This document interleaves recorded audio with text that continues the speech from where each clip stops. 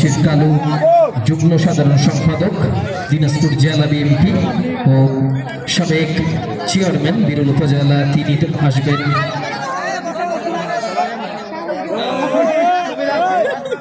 মাঝে মাঝে পাচ্ছেন এটা একটু দেখেন, এটা একটু আর নাহলে আমি ওখানে যাবো নাকি সেটা বলেন। দুইটার একটা করেন, ভাই আমি যাবো আর নাহলে এখানে ঠিক করেন, দুইটার একটা করেন।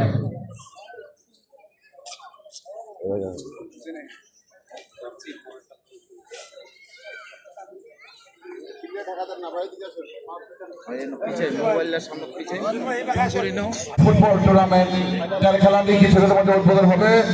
অত্র খেলার সম্মানিত সভাপতি আছেন, উপস্থিত আছেন বিশেষ হিসাবে জনাব মোহাম্মদ লিয়াকত আলী, স্বাস্থ্য বিভাগের সম্পাদক, দিনাজপুর জেলা বিএনপি সভাপতি, বিরল পৌর বিএনপি দিনাজপুর। উপস্থিত আছেন বিশেষ অতিথি হিসেবে আছেন ইস্কান্দার হাসান, সহসভাপতি, বিরল পৌর বিএনপি, মোহাম্মদ মিজানুর রহমান, বিরল পৌর বিএনপি কৃষক দলের পৌরসভা সভাপতি। এখানে অনেক অতিথিবৃন্দ সামনে উপস্থিত আছেন। আজকের যে দুটি ম্যাচ ফাইনাল খেলবেন, একটি হলো সুগন্ধি একতা সংঘ ও দিনাজপুর পলিটেকনিক ক্রীড়া ফুটবল টিম। আমাদের মাঝে এখানে দক্ষ রেফারি হিসাবে খেলা পরিচালনা করবেন যেমন তাজুল ইসলাম মানিক।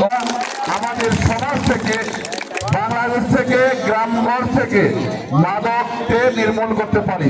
মাদকের থাবা থেকে আমাদের তরুণ সমাজ, যুব সমাজকে এই মাদকের ভয়াবহ থেকে আমরা মুক্ত করতে পারি। তাই এটাই প্রমাণ হয়েছে এখানে আমাদের এই খেলার মাঠে মাদক সে বাদ দিয়ে মাদক ছাড়াই এখানে হাজার হাজার লোক উপস্থিত হয়েছেন। তাই আমি অনুরোধ করব, আমরা সুস্থ জীবনযাপন করতে চাই একটি খেলাধুলার মাধ্যমে, বিনোদনের মাধ্যমে। আজকে যেই ফাইনাল খেলাটি হচ্ছে সেটি হলো Arafat Rahman city football tournament. সবাইকে ধন্যবাদ। আসসালামু আলাইকুম ওয়া আদাব।